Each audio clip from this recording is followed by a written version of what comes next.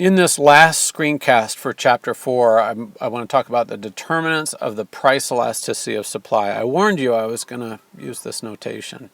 And this is very analogous to our discussion of determinants of price elasticity of demand. We're instead of consumers, now we're asking what makes producers responsive to price. When can producers respond to a price rise by increasing output by a lot, or price fall by decreasing output by a lot?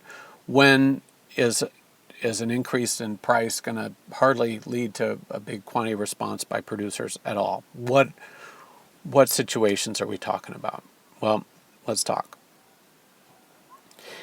The main determinant of how a producer can respond to an increase or a decrease in price, the main determinant of that responsiveness or that elasticity is going to be determined by how easily resources can be attracted from other sectors. I should have also put, but I didn't have space, how easily can resources move to other sectors, move out of one and into another.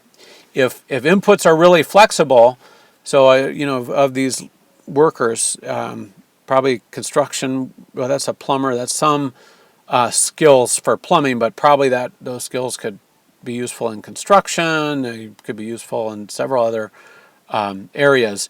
We're talking pretty flexible. This businesswoman, maybe she's a brilliant manager.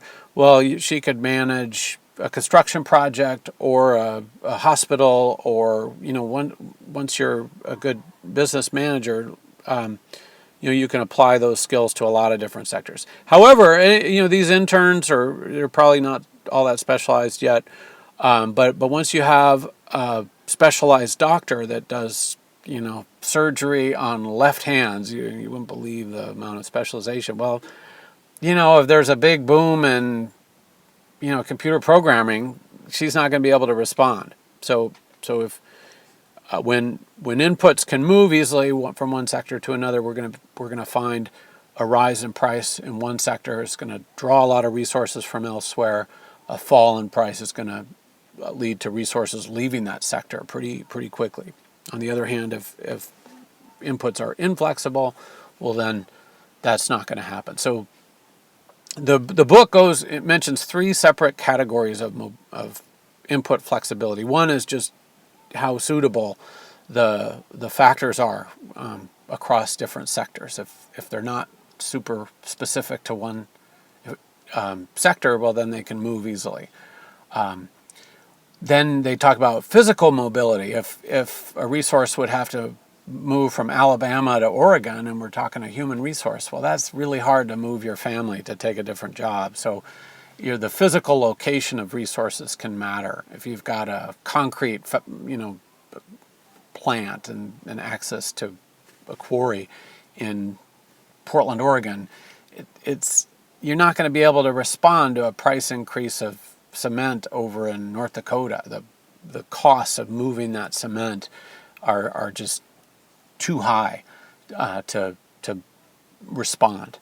And then finally, the other flexibility is if you make diamond rings, and there's sort of hysterical the efforts that De Beers goes to distinguish their product that comes from the ground from the actually more pure products that are manufactured in a lab.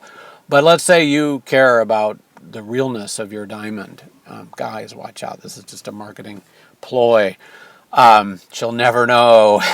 But anyway, or if she cares, then maybe look around a little bit more.